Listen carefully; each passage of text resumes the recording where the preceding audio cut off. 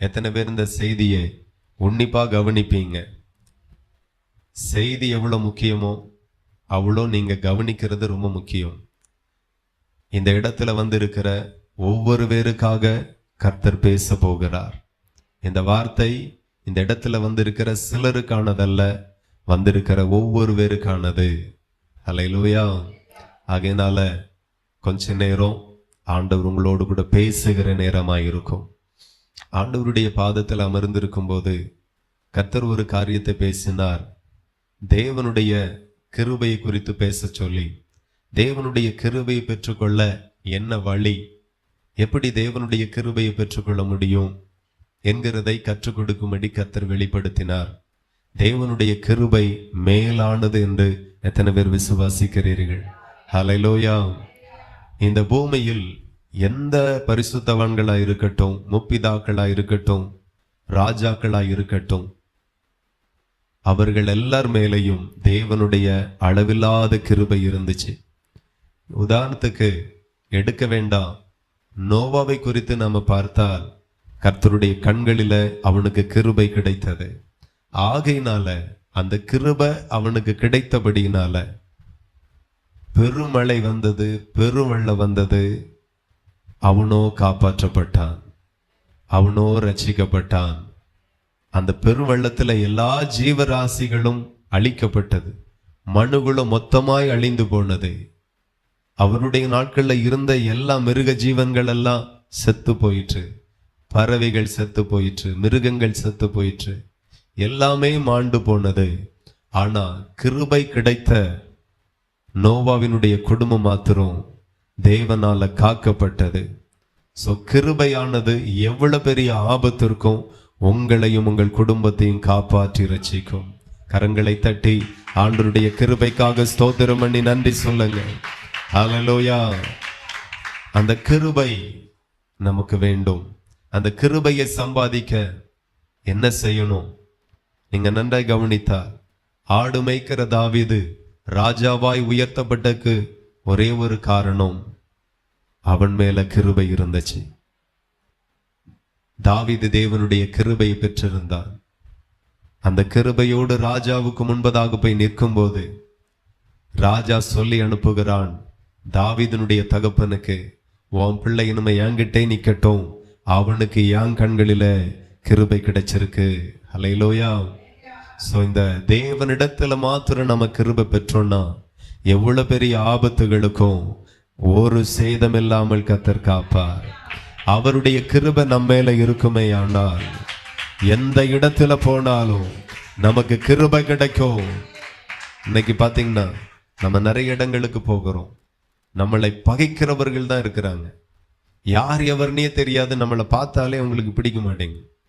போகிற இடங்களில் எல்லாம் யாருடைய கண்கள்லையும் நமக்கு தயவு கிடைக்கிறது இல்லை. ஆனா தேவனுடைய கிருபை மாத்திரம் நம்ம மேல இருக்குமே ஆனா போகிற இடங்களில் எல்லாம் எல்லாரும் எல்லாருடைய கண்களிலேயும் நமக்கு, நம்முடைய குடும்பத்திற்கு ஒரு பெரிய கிருபை கிடைக்கும். ஹல்லேலூயா. இந்த கிருபை உயர்த்துகிறது, வாழ வைக்கிறது, ஆசீர்வதிக்கிறது, பாதுகாக்கிறது. இந்த கிருபையை குறித்து, தேவனுடைய கிருபை குறித்து சொல்ல போனா அவ்வளோ சொல்லலாம். சோ எல்லாவற்றிற்கும் தேவனுடைய கிருபை தேவை. மனுஷனுடைய தயவு நமக்கு இருக்கிறதோ இல்லையோ, தேவனுடைய கிருபை மாத்திரம் நம்ம மேல இருந்தா போதும், எல்லா மனுஷனுடைய கண்களிலேயே நிச்சயம் தயவு கிடைக்கும். ஆகவே அதை புரிந்து கொண்டு தேவனுடைய கிருபையை நான் எந்த வழிகளில எப்படி எல்லாம் பெற்றுக்கொள்ள, நீங்க கவனித்தால் பேதுரு மூலமாக ஆண்டவர் சபைக்கு நிருபத்தை எழுதும் போது நீங்க கவனிக்கிறீர்கள், நிருபத்தின் கடைசி பகுதியில தேவன் இப்படி எழுதி முடிக்கிறார். என்ன சொல்லுகிறார்? நம்முடைய கர்த்தரும் இரட்சகருமாகிய இயேசு கிறிஸ்துவினுடைய கிருபையிலும் அவரை அறிகிற அறிவிலும் வளருங்கள் என்று நிருபம் முடிக்கிறது. ஹல்லேலூயா. நீங்க பழைய காலத்துல யாருக்காச்சும் லெட்டர் எழுதுனா முடிக்கும் போது எப்படி முடிப்பீங்க? ஞாபகமே இல்லை, அப்படிதானே? ஆனா வாசிச்ச ஞாபகம் இருக்கு, லெட்டர் எழுதின ஞாபகம் இருக்கு. எப்படி தொடங்கணும் எப்படி முடிச்சோங்கிறது ஞாபகம் இல்லை. ஆனா கர்த்தர் எப்படி ஆரம்பிக்கிறார் எப்படி முடித்தார் என்று சபைக்கு வெளிப்படுத்துகிறார். அவர் நிருபத்தை ஆரம்பிக்க போதும் முடிக்கும் போதும் ஒரு வார்த்தையோடு ஆரம்பிக்கிறார், அதை ஒரே ஒரு வார்த்தையோடு முடிக்கிறார். அந்த முடிவை தான் நாம வாசிக்கிறோம். அவர் சொல்லுகிறார், இயேசு கிறிஸ்துவின் கிருபையிலும் அவரை அறிகிற அறிவிலும் வளருங்கள்.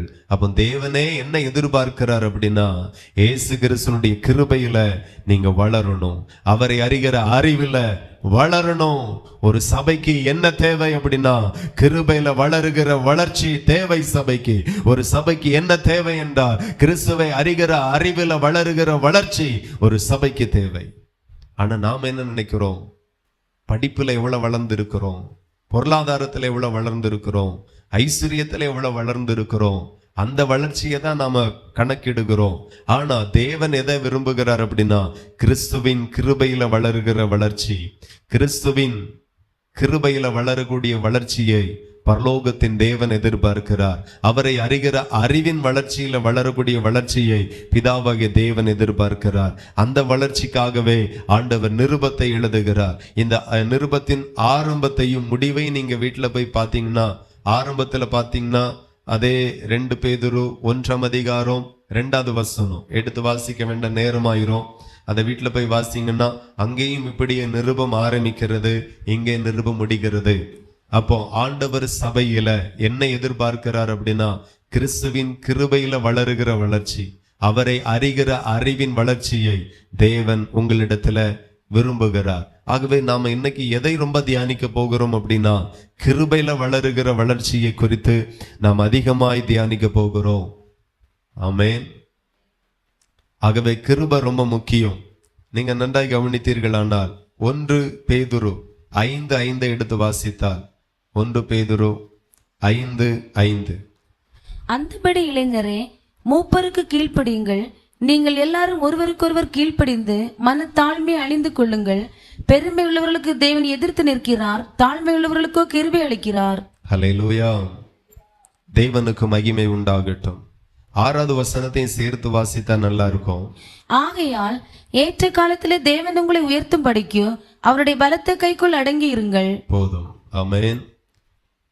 நீங்க கவனிக்க வேண்டும், இந்த இடத்துல கிருபையை எப்படி பெற்றுக்கொள்ளலாம், கிருபை யாருக்கு தேவன் கொடுக்கிறார், எப்படி ஒரு மனுஷனுக்கு கிருபை கிடைக்கிறது என்று நீங்க பார்த்தீர்களானால், ஆண்டவர் சொல்லுகிறார், அந்தபடியே இளைஞரே மூப்பருக்கு கீழ்ப்படியுங்கள்.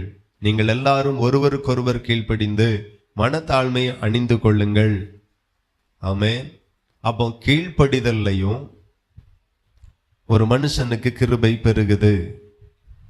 ஆண்டவருடைய வார்த்தை சொல்லுகிறது, மூப்பருக்கு கீழ்ப்படியுங்கள், பெரியவர்களுக்கு கீழ்ப்படியுங்கள், ஒருவருக்கொருவர் கீழ்ப்படியுங்கள், மனத்தாழ்மையை அணிந்து கொள்ளுங்கள்.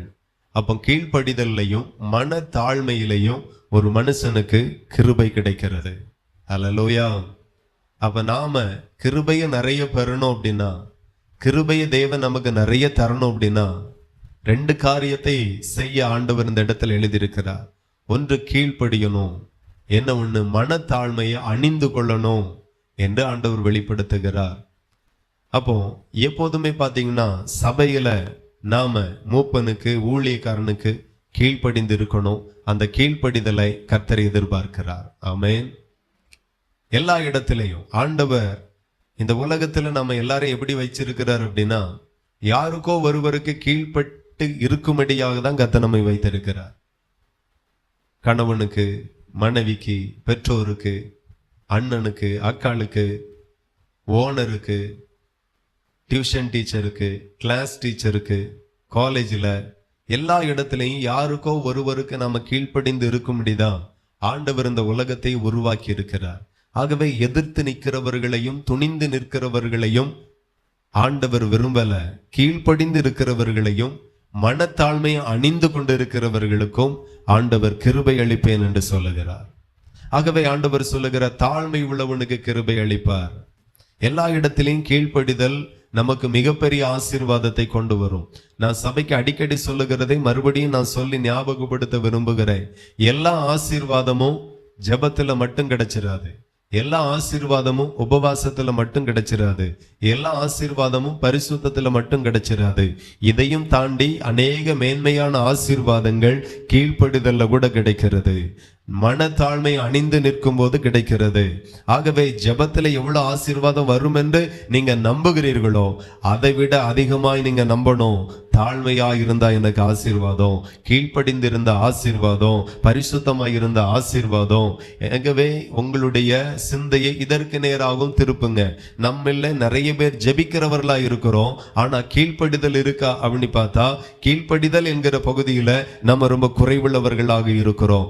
ஆகவே உங்க வாழ்க்கையில நான் எல்லாருக்கும் கீழ்ப்படிவேன். நிறைய பேருக்கு வேற ஆவி இருக்கிறது. என்ன ஆவி அப்படின்னா, கீழ்ப்படிஞ்சு இருக்க வேண்டிய நாமும் எல்லாரையும் கீழ்ப்படுத்த நினைப்போம். புரிஞ்சுதா? நாம ஆண்டவர் நம்மளை பார்த்து சொல்ற நீ கீழ்ப்படிஞ்சிரு அப்படின்ட்டு. ஆனா நாம அதெல்லாம் மறந்துட்டு நாம எல்லாரையும் நாம கீழ்ப்படுத்தணும்னு நினைப்போம். சபையா இருக்கட்டும், குடும்பமா இருக்கட்டும். நிறைய வீட்டுல மருமகளும் நல்லவங்க தான், மாமியாரும் நல்லவங்க தான். பின்ன என்னத்துக்கு ரெண்டு பேருக்கும் பிரச்சனை? கேளுங்க பக்கத்துல, பின்ன ரெண்டு பேத்துக்கு ஏன் பிரச்சனை அப்படின்னு கேட்டவங்களுக்கு தெரியும். மருமகளும் நல்லவங்க தான், தங்கம். மாமியாரும் நல்லவங்க தான், தங்கம். வேற எதுக்கு சண்டை? அதுல ஒரே ஒரு பிரச்சனை என்ன அப்படின்னா, மாமியார் நினைக்கும் நாம சொல்றது மருமவா கேட்கணும் அப்படின்ட்டு. அங்கதான் பெரிய பிரச்சனையே ஆகுது. மருமவா சொல்றத நம்ம கேட்போம்னு என்னைக்கு மாறுறாங்களோ அந்த வீட்டுல பிரச்சனையே வராது. ஹல்லேலூயா.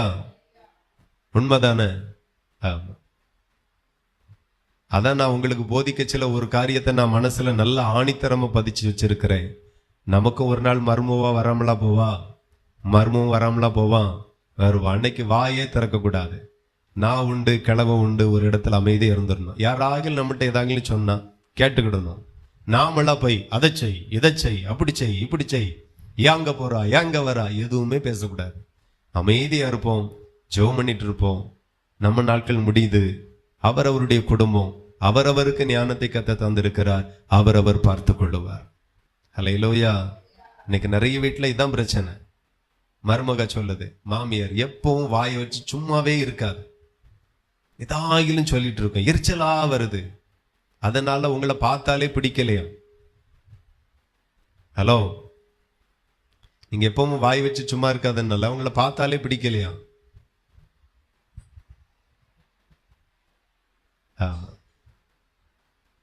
சில வீட்டுல மருமவா, சில வீட்டுல மாமியார். நாம அமைதியா, யார் வேணாலும் சொல்லட்டும், நான் கேட்க ரெடி. இந்த இடத்திற்கு நீங்க வந்துருங்க. அதுக்கு பிறகு பாருங்க, கர்த்தர் உங்களை மேன்மைப்படுத்துவார். ஹல்லேலூயா. மனத்தாழ்மை அணிந்து கொள்ளுவோம், கீழ்ப்படிவோம். என்னைக்குமே பாத்தீங்கன்னா நாம மூத்தவர்கள், நமக்கு கீழே இருக்கிறவங்க இளையவர்கள். என்னைக்குமே இளையவர்களுடைய செயல்பாடு, வாழ்க்கை முறை, பேச்சு எப்பவுமே நமக்கு பிடிக்காது. பிடிக்கும் நினைக்கிறீங்க? உதாரணத்துக்கு சொல்றேன். அன்னைக்கு நான் போடக்கூடிய துணிமணி எங்க அப்பாவுக்கு பிடிக்காது, அம்மாவுக்கு பிடிக்காது. சண்டை போட்டு தான் வாங்கி போடுவோம். இப்ப நான் அப்பா வாயாச்சு, என் மகன் போடக்கூடிய துணி, ஸ்டைலு, தலையழைப்பு, முடி வெட்டுறது ஒன்றும் நமக்கு ஒத்து போக மாட்டேங்க. பிடிக்குதுன்னு நினைக்கிறீங்க? டெய்லி அவன் துணி போடச்சல் நமக்கு அவனுக்கும் சண்டை தான். இப்போ சரி, அவன் இடத்துல இருக்கான், நாம இடத்துல இருக்கோம். இப்ப நாம போடுற துணி அவனுக்கு பிடிக்குன்னு நினைக்கிறீங்க, அவனுக்கு அதுவும் பிடிக்க மாட்டேன். சோ இதுதான் வாழ்க்கை.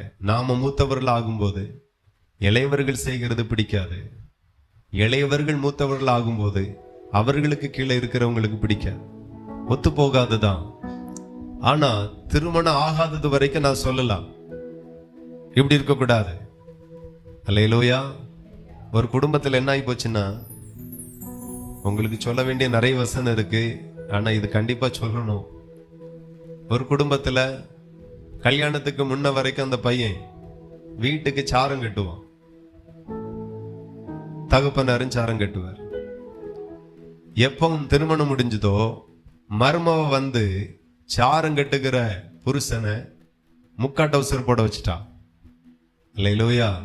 இதெல்லாம் அந்த காலம். நீங்க இப்படி இருக்க கூடாது, எனக்கு அது பிடிக்காது. அதனால முழு பேண்ட் போடாம முக்கா பேண்ட் போடுங்க, முட்டுக்கு கீழே வரைக்கும். இப்போ குடும்பத்துல பிரச்சனை, வந்தா மாத்திட்டா வந்தா மாத்திட்டா. நம்ம வீட்டுல நாளைக்கு யார் வந்து எப்படி எல்லாம் மாத்த போறாங்களோ அது வேற கதை. நமக்கு அது பிடிக்கல. சில பிள்ளைகள் மாறும், சில பிள்ளைகள் மாறாது. சின்ன சின்ன விஷயங்களை நம்ம பிடிச்சுக்கிட்டே நிப்போம்னா குடும்பத்துல எவ்வளவு பெரிய ஊழியக்காரர் வந்து ஜெபம் பண்ணாலும் குடும்பத்துல சமாதானம் வராது. உங்க நாட்கள் முடிஞ்சது. உங்க கண்ட்ரோலுக்குள்ள இருக்கிறது வரைக்கும் உங்க பிள்ளைகளை எப்படி நடத்த முடியுமோ, எப்படி உடுத்துவிக்க முடியுமோ அப்படி உடுத்துவித்தீங்க. உங்க நாட்கள் முடிஞ்சது. இனி பிள்ளைக்காக ஜெபம் மாத்திரம் பண்ணுவோம். அல்லேலூயா. ஆமா, சும்மா எதையுமே பேசிட்டு இருக்காம அவங்க ஏதாச்சும் சொன்னா கேட்டுவோம். நானும் எங்க அம்மாட்ட சொல்லிதான் பாக்குறேன், முடியல. நம்ம சொல்றது எங்க கேக்குது, அது சொல்றதுதான் நம்ம கேட்கணும்னு நிக்குது. வயசு 75 ஆகுது, முடியல. ஆனா வசனம் என்ன சொல்லுகிறது? கீழ்ப்படியுங்கள், மனத்தாழ்மை அணிந்து கொள்ளுங்க. ஒரு வீட்டுல சொல்ற, அவ என்ன சொல்ல நான் என்ன கேட்க, இது நான் கட்டின வீடு. அவ சொல்ற, அப்ப நம்ம வேற வீட்டுக்கு போ. கீழ்ப்படிந்து யாராகில் என்ன சொன்னாலும் கேட்டுக்கோ. 19 வருஷம் இந்த ஊழியத்துல, இந்த சபையில ஊழியம் செய்யறேன். நான் சொன்னதுதான் கேட்கணும் அப்படின்னா முடிஞ்சு போச்சு. வசனத்துக்கு புறம்பா ஏதாகிலும் போனா மாத்துறோம். தாழ்மையா சில விஷயம் சொல்றது, மத்த மாதிரி பேசுறதே இல்லை. விசுவாசிகளும் ஒரு நாளும் நாங்க சொல்றதுதான் ஊழியக்காரர் கேட்கணும்னு சொன்னதில்லை. எல்லாம் விட்டு கொடுத்து போறோம். இதுவரைக்கும் நம்ம சபையில சமாதானத்தை தேவன் நிலைக்க பண்ணினார். நானும் யாரு கூடயும் வருத்தம் இல்லை, யாருக்கு என்னை குறித்தும் வருத்தம் இல்லை. நானும் மனத்தாழ்மையா இருக்கிறேன். சில நேரம் விசுவாசிகள் சொல்லுவாங்க, நாங்க கேட்டுக்கிடுவோம். சில நேரம் விசுவாசிகள் விரும்புகிறார்கள் அப்படின்னா விட்டு கொடுத்துறது, சரி செய்யட்டும் அப்படின்ட்டு. எப்போதுமே ஒருத்தருக்கு ஒருத்தர் கீழ்ப்படிந்திருங்க. அந்த குடும்பம், அந்த சபை ரொம்ப நல்லா போகும். அல்லேலூயா. எதிர்த்து நிற்காதருங்க, மனத்தாழ்மை அணிந்து கொள்ளுங்க, மனத்தாழ்மையாயிருங்க. நான் சொல்லிதான் கேட்கணும் அப்படியெல்லாம் நினைக்காதுங்க. கர்த்தர் நல்லவர். அன்றைய வசனம் அப்படி சொல்லுகிறது. அந்தபடியே இளைஞரை மூப்பருக்கு கீழ்ப்படியுங்கள். நீங்கள் எல்லாரும் ஒருவருக்கொருவர் கீழ்ப்படிந்திருங்க. ஆமென். முதல்ல யாருக்கு சொல்லப்படுகிறது? இளைஞர்களே மூப்பருக்கு கீழ்ப்படியுங்க. அடுத்தால சொல்லப்படுகிறது, நீங்கள் எல்லாரும் ஒருவருக்கொருவர். அப்ப மூப்பரும் யாருக்கு கீழ்ப்படியணுமா? இளைஞருக்கு. ஒருவருக்கொருவர் கீழ்ப்படிஞ்சிருங்க. நான் தாங்கிற ஒரு இடம் வந்துட்டுனா முடிஞ்சு போச்சு. நான் சொன்னதுதான், நான் வச்சதுதான் அப்படின்னா முடிஞ்சு போச்சு. இதை செய்யாதிருங்க. கிருபை வேணும்னா இதை செய்யாதிருங்க. கீழ்ப்படிந்திருப்போம், தாழ்மையாயிருப்போம், விட்டு கொடுத்திருப்போம். மனத்தாழ்மையை நல்லா அணிந்து கொள்ளுவோம். எப்போதுமே மனத்தாழ்மை.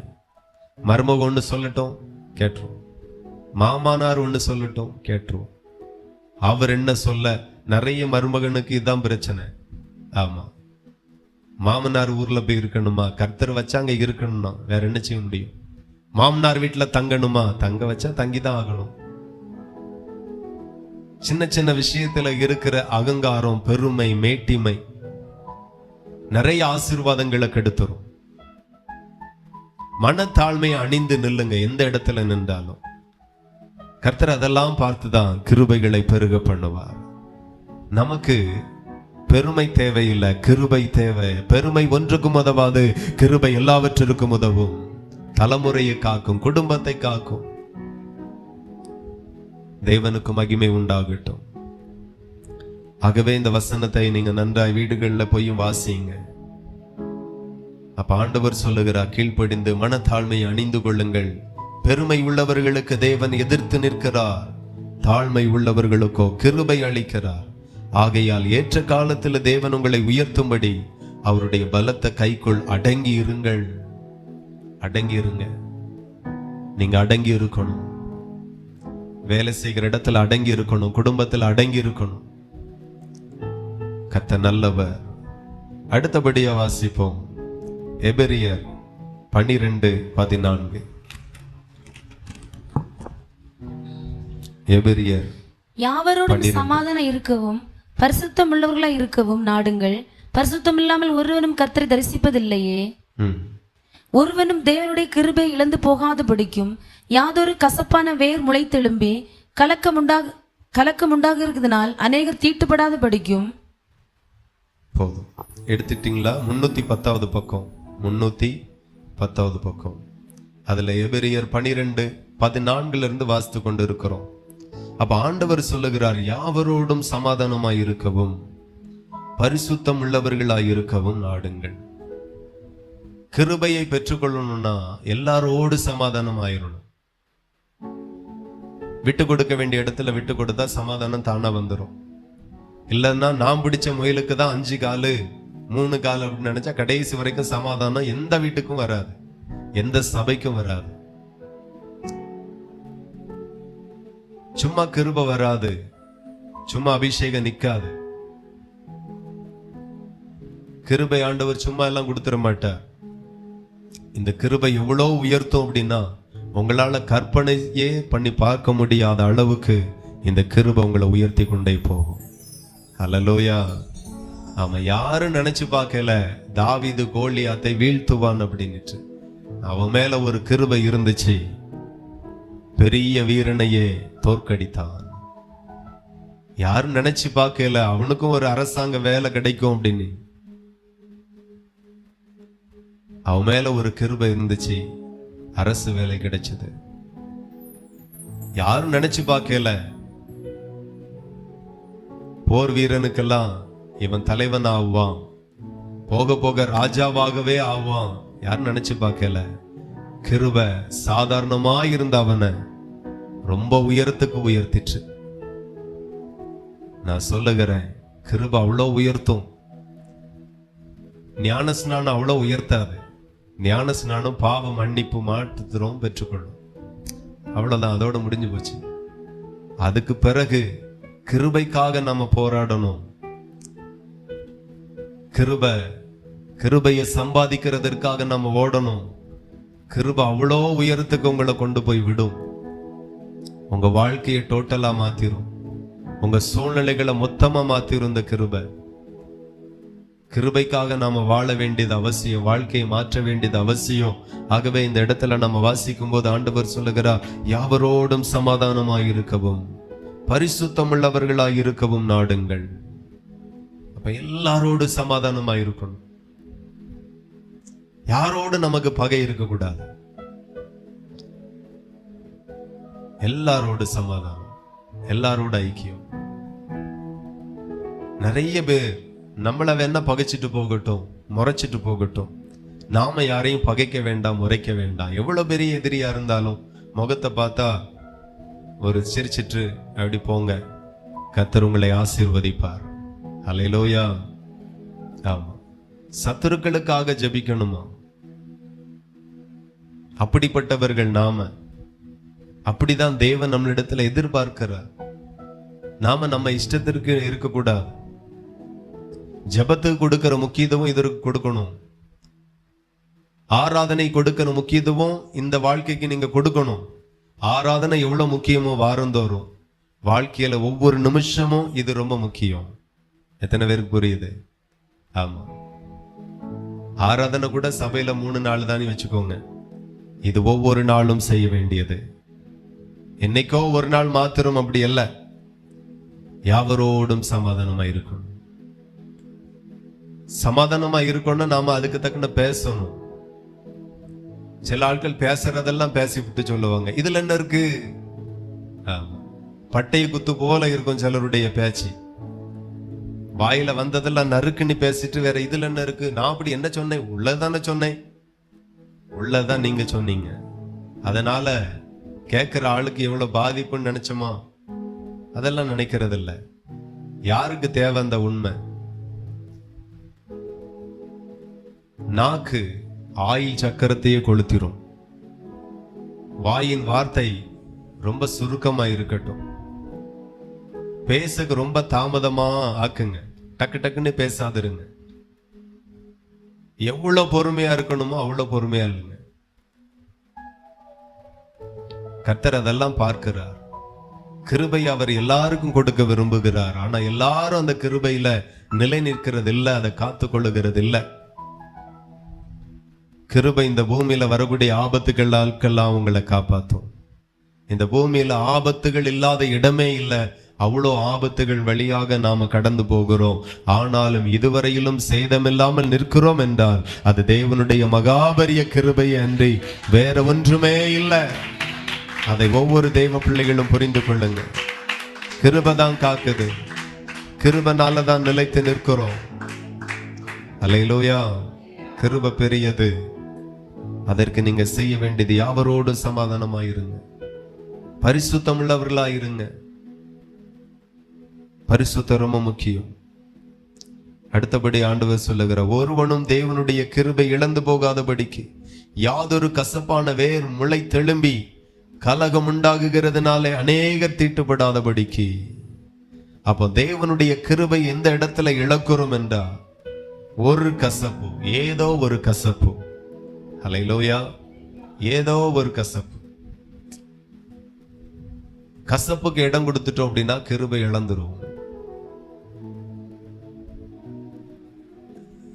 மன்னிக்க இடம் கொடுக்கணும். எவ்வளவு பெரிய நபராயிருந்தாலும் தவறுகள் நடக்கும். சில வார்த்தைகள் தவறாயிரும், சில செயல்பாடுகள் தவறாயிருக்கும். ஆனா அதையே 10 வருஷத்துக்கு பிடிச்சிட்டு நிக்க கூடாது. அதுல நாம ரொம்ப கவனமா இருக்கணும்.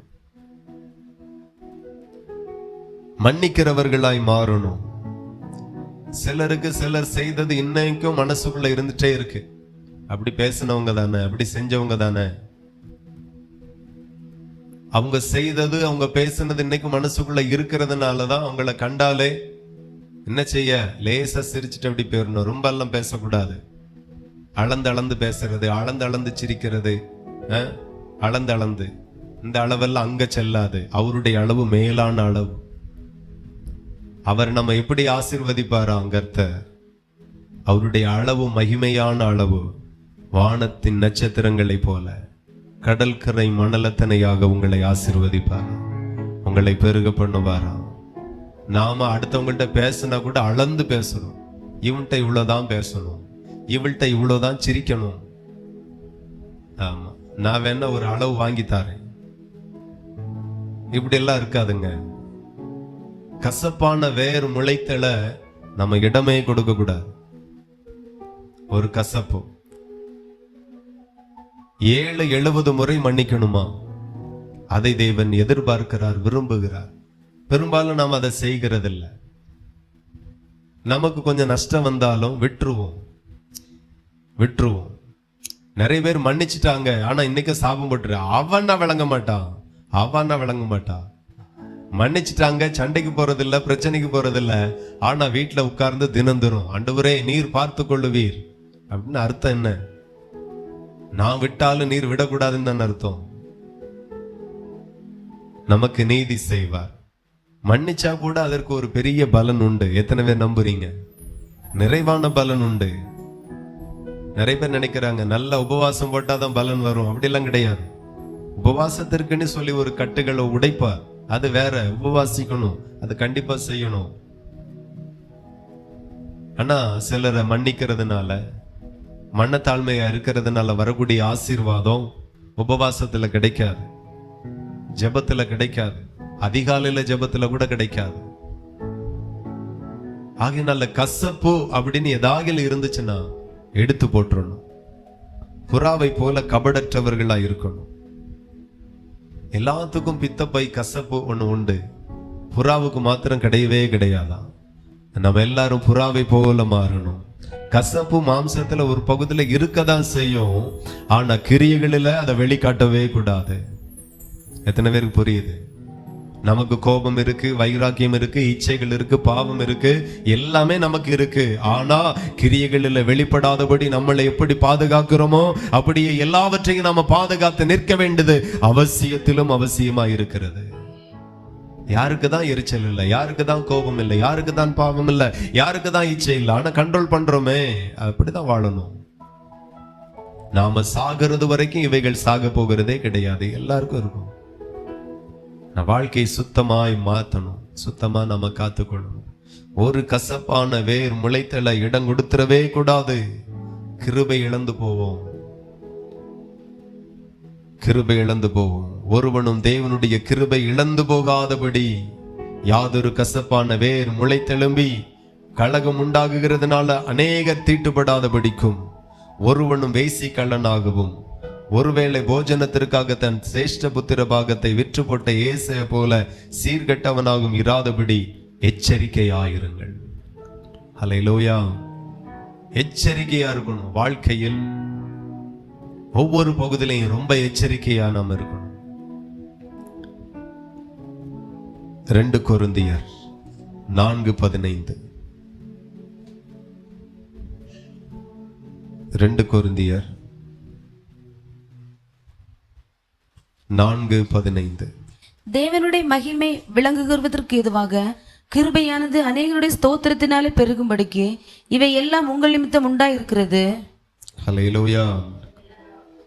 ஆண்டவருடைய வார்த்தை சொல்லுகிறது, கிருபையானது அநேகருடைய ஸ்தோத்திரத்தினால பெருகும்.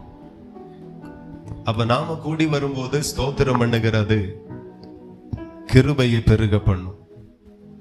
ஸ்தோத்திரத்தினால கிருபை பெருகுது. ஆகையினால வீட்டுல இருக்கும்போது யார் யாரோ சொன்னதை நினைச்சிட்டு வருத்தப்படுறதை காட்டிலும் கர்த்தரை நினைச்சு ஸ்தோத்திரம் பண்ணுங்க, கிருபை பெருகும், கிருபை பெருகும். ஆகையினால இன்று முதல் நீங்க பிராக்டிஸ் பண்ணணும். வீட்டுல இருக்கும்போது உங்களை நினைச்சே சங்கடப்படக்கூடாது, உங்க பிள்ளைகளை நினைச்சு சங்கடப்படக்கூடாது, சூழ்நிலை நினைச்சு சங்கடப்படக்கூடாது. கர்த்தரை நினைச்சு ஸ்தோத்திரம் பண்ணுங்க, கிருபை அவர் பெருக பண்ணுவார். சில வருடங்களுக்குள்ளாக, சில மாதங்களுக்குள்ளாக நீங்க பெறப்போகிற கிருபை இதுவரையிலும் பெற்ற கிருபையை காட்டிலும் நீங்க பெறப்போகிற கிருபை அதிகமாயிருக்கும் என்று நம்பி சொல்லுகிறேன். ஹல்லேலூயா. ஸ்தோத்திரம் பண்ணாத நாட்களிலே நீங்கள் பெற்ற கிருபை காட்டிலும் ஸ்தோத்திரம் பண்ண போகிற நாட்களிலே நீங்க பெற போகிற கிருபை மிக மிக அதிகமாக இருக்கும். அதிகமான கிருபை நீங்க பெற்றுக்கொள்ளுவீர்கள். எவ்வளவு முடியுமோ. நீங்க உதாரணத்துக்கு பாத்தீங்கன்னா நிறைய காரியத்தெல்லாம் நம்மளால கண்ட்ரோல் பண்ண முடியாது. மாம்சம் ஆவிக்கு விரோதமாகவும் ஆவி மாம்சத்துக்கு விரோதமாகவும் எப்போதுமே இருக்கும். ஆனா ஸ்தோத்திரம் பண்ணுனா ஆவிதான் மேலோங்கி நிற்கும். நாம மாம்சத்தை ஜெயிக்கணும் அப்படின்னா ஸ்தோத்திரம் பண்ணிட்டே இருங்க, மாம்சத்தை ஜெயிச்சிடலாம். ஸ்தோத்திரம் பண்ணிக்கிட்டே இருங்க, தவறான சிந்தனைகள் வராது, எரிச்சல்கள் வராது, வைராக்கியங்கள் வராது. ஸ்தோத்திரம் அவ்வளோ பெரிய கிருபையை உங்களுக்கு மேல கொண்டு வந்து நிறுத்தும். ஆகையினால எப்போதும் துதிக்கிறத நீங்க விரும்புங்க. ஹல்லேலூயா. கர்த்தர் நல்லவர். என்ன ஒரு வசனத்தை எடுத்து வாசிக்கலாம். நீதிமொழி 14:2. நீதிமொழி. நிதானமாய் நடக்கிறவன் கர்த்தருக்கு பயப்படுகிறான், தன் வழிகளில் தாறுமாறானவனோ அவரை அலட்சியம் பண்ணுகிறான். மூடன் வாயிலே அவன் அகிந்தக்கேற்ற மிலாறு உண்டு, ஞானவான்களின் உதடுகளோ அவர்களை காப்பாற்றும். ஹல்லேலூயா. வசனம் கரெக்ட் தானா?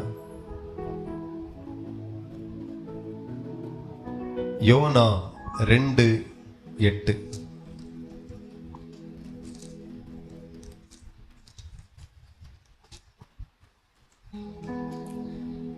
பொய்யான மாயையும் பற்றி கொள்கிறவர்கள் தங்களுக்கு வரும் கிருபையை போக்கடிக்கிறார்கள். ஹல்லேலூயா. பொய்யான மாயையை பற்றி கொள்ளுகிறவர்கள் தங்களுக்கு வரக்கூடிய கிருபையை போக்கடிக்கிறார்கள் என்று ஆண்டவர் சொல்லுகிறார். பொய்யான மாயையை பற்றி கொள்ளக்கூடாது. எத்தனை பேருக்கு புரியுது? ஹல்லேலூயா. ஆமா, பொய்யான மாயை நாம பற்றி கொண்டா நமக்கு வரக்கூடிய கிருபை நாம போக்கடிக்கிறோம். பொய்யான மாயை நாம எப்படி பற்றி கொள்ளுகிறோம்? நிறைய பேருக்கு ஒரு பழக்க தோஷம் இருக்கும். ரொம்ப நேரம் செல்போன்ல இருக்கிறது, ரொம்ப நேரம் டிவியில பார்க்கறது, நாடகம் பார்க்கறது, சினிமா பார்க்கறது. சிலர் பார்த்தீங்கன்னா ரொம்ப நேரம் மற்றவங்களோடு கூட தேவையில்லாம கதை பேசிட்டே இருப்பாங்க. பொய்யான மாயை பற்றி கொள்ளுகிறவர்கள் தனக்கு வரக்கூடிய கிருபையை போக்கடிக்கிறார்கள். எவ்வளவு பார்த்தாலும் கண்கள் திருப்தியாகதே கிடையாது, ஆக போகிறதும் கிடையாது. நம்ம நிறைய பார்த்துட்டே இருப்போம். செல்போனை எவ்வளவு பாருங்க, பிரயோஜனமே கிடையாது நமக்கு. செல்போனை பயன்படுத்தி ஆவிக்குரிய வாழ்க்கையில ஜெயிக்கிறவங்களும் இருக்கிறாங்க. உங்களாலையும் ஜெயிக்க முடியும். செல்போனை பயன்படுத்தினா அது மூலமாய் சத்தியங்களை கேட்க பயன்படுத்துங்க. லைவாய் நடக்கிற கன்வென்ஷன் கூட்டங்கள்ல பங்கெடுங்க, ஆசீர்வாதமா இருக்கும். அதை வச்சுட்டு நிறைய பேர்ட்ட ஃபோன் பண்ணி பேச, மணிக்கூர் கணக்குல பேச, 10 நிமிஷம் உங்களை குறித்து பேசி மீதி 50 நிமிஷமும் அடுத்தவங்களை குறை சொல்லி பேசி இப்படியே போயிடாதுங்க. பொய்யான மாயை அது மூலமாய் பற்றி பிடிக்காதிருங்க. நிறைய பேர்ட்ட கதை விட போறது, தேவையான அளவு பேசுங்க. தேவையான அளவுல, எல்லாத்துக்கும் ஒரு டைம், இவ்வளவுதான் பேசணும், அதிகமா பேசக்கூடாது. பொய்யான மாயை பற்றி கொள்ளாதிருங்க. நிறைய பேர் பற்றி கொண்டாங்க. சில ஆட்களை பாருங்க, அவனுக்கு குடும்பம் வேண்டாம், மனைவி வேண்டாம், பிள்ளைகள் வேண்டாம், எதிர்காலம் வேண்டாம், வாழக்கூடிய எந்த மேன்மையும் நன்மையும் வேண்டாம். அவனுக்கு தேவை சாராயும் மதுபானம். ஒரு சகோதரன் சொல்லுகிறான், ஒரு நாளைக்கு 1500 ரூபாய்க்கு நான் குடிக்கிறேன். 1800 ரூபாய் சம்பளம், 300 ரூபாய் தான் மீதி. அதுவும் மீதி எடுக்க முடியல, பெட்ரோலுக்கு 200 ரூபாய் வேணும். மீதி 100 ரூபாய் வீட்டுக்கு கொடுக்குறான். பின்ன பொண்டாட்டி எப்படி அன்பா இருப்பா? பிள்ளைகள் எப்படி நேசிக்கும்? பொய்யான மாயை பற்றி கொள்ளுகிறது. தனக்கு வரக்கூடிய கிருபையை போக்கடிக்கிறார்கள். ஒரு ரட்சிக்கப்பட்ட பிள்ளைகள் பொய்யான மாயில சிக்கிவிடக் கூடாது. நீங்க ரட்சிக்கப்பட்டீங்க, அந்த ரட்சிப்பு விலையேற பெற்றது. அந்த ரட்சிப்புக்கு கிறிஸ்துவின் ஜீவன் ஈடாய் கொடுக்கப்பட்டு இருக்கிறது. ஒரு வீடு வாடகை எடுக்கிறோம், டெபாசிட் பண்ணுகிறோம். 5000 ரூபாய் 10,000 ரூபாய் பணத்தை டெபாசிட் பண்றோம். ஒரு பேங்க்ல லோன் வாங்குறோம், சொத்தை அடமானம் வைக்கிறோம். வாங்குகிற லோன் கம்மி தான், அடமானம் வைக்கிற சொத்து அதிகம். நான் சொல்லுகிறேன், ரட்சிப்பும் அதே போலதான்.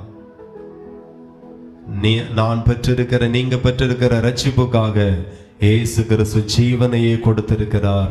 ஜீவனையே கொடுத்து இந்த ரட்சிப்பை உங்களுக்கு தந்திருக்கிறார். ரட்சிக்கப்பட்ட பிள்ளைகள் அதெல்லாம் புரிஞ்சு கொண்டு பொய்யான மாயை பற்றி நிற்க கூடாது. கிறிஸ்துவை பற்றி பிடிங்க. க்ளோரி, ஹல்லேலூயா. கிறிஸ்துவை பற்றி பிடிங்க. அவரை தேடுகிறதுல உங்க இருதயம் விரும்பட்டும்.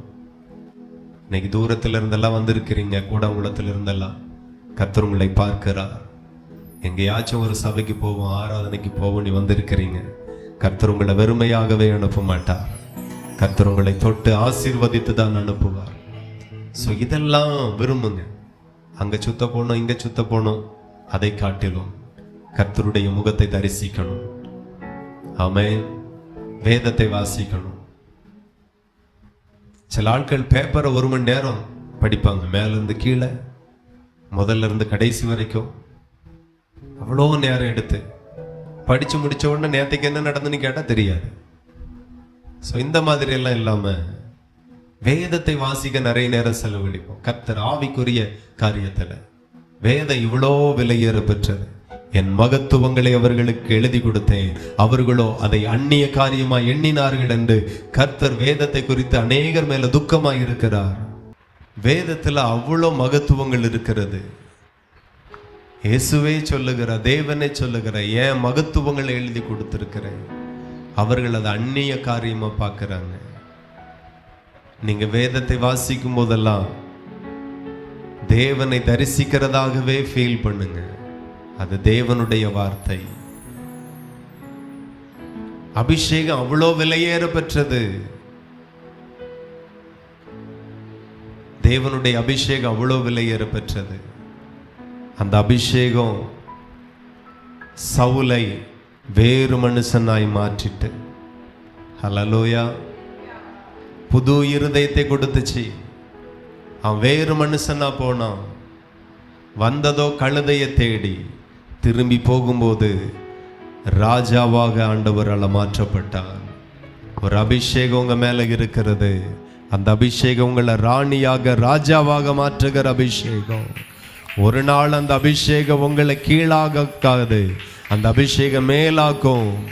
அபிஷேகம் பண்ணினவனுடைய கொம்பை அவர் உயர பண்ணுவாரா. ஆகவே நீங்க பெற்றிருக்கிற அபிஷேகத்தை குறித்து அதுல பற்றி இருங்க. தினந்தோறும் அபிஷேகத்துல நிரம்பணும். வாஞ்சிக்கிறீங்களா? விரும்புங்க. நல்ல அபிஷேகத்துல நிரம்பணும். எவ்வளவு அபிஷேகத்துல நிரம்புறீங்களோ நீங்க வேறு மனுஷியா மாறுவீங்க, வேறு மனுஷனா மாறுவீங்க. உங்க இருதயம் புதுப்பிக்கப்பட்ட ஒரு புது இருதயமாய் மாறும். இதுதான் உண்மை, இதுதான் ரியல். நீங்க விரும்புங்க, நான் மாறணும். கர்த்தர் அதை எதிர்பார்க்கிறார். அபிஷேகத்து மேல ரொம்ப தாகமாயிருங்க. அபிஷேகத்தினுடைய வாழ்வும் அபிஷேகத்தினுடைய ஆழமும் கடலை விட அதிகமானது, கடலை விட அதிகமானது. பிலிப்பு ஞான ஸ்நானம் கொடுத்து கரையேறுகிறான். ஆவியானவர் அவனை வேற இடத்திற்கு கொண்டு போயிட்டார். எங்க போனானியே மந்திரிக்கு தெரியல. ஆவியானவர் இன்றைக்கு நாம அந்நிய பாஷை பேச வைக்கிறார், தீர்க்க தரிசனம் பேச வைக்கிறார், தரிசனம் பார்க்க வைக்கிறார். நான் சொல்லுகிறேன், இந்த தேசத்திலிருந்து இன்னொரு தேசத்திற்கு ஆவியில கொண்டு போக அவர் வல்லவராயிருக்கிறார். ஆவியானவருடைய ஆழம் மிகவும் ஆழமானது. அதெல்லாம் வாஞ்சித்தால் தாகம் உள்ளவர்களுக்கே அதை கொடுப்பார். அது மேல தாகம், ஆராதனை மேல தாகம், ஜபத்தின் மேல தாகம். பொய்யான மாயை பற்றி கொள்ளாமல் மெய்யானதை பற்றி கொள்ளுங்க. அல்லேலூயா. பொய்யான மாயை பற்றி கொள்ளுகிறவர்கள் தங்களுக்கு வரக்கூடிய கிருபையை போக்கடிக்கிறார்கள். கிருபை இப்படிதான் இல்லாம போகுது. கிருபை ரொம்ப விசேஷமானது. கிருபைக்காக நீங்க இவ்வளவும் செய்யணும். எல்லாரும் ஒப்பு கொடுங்க. தெய்வ சமூகத்தில் முழங்கள் படியிட்டு ஜப நிலையில உங்களை தாழ்த்தி, Glory, hallelujah.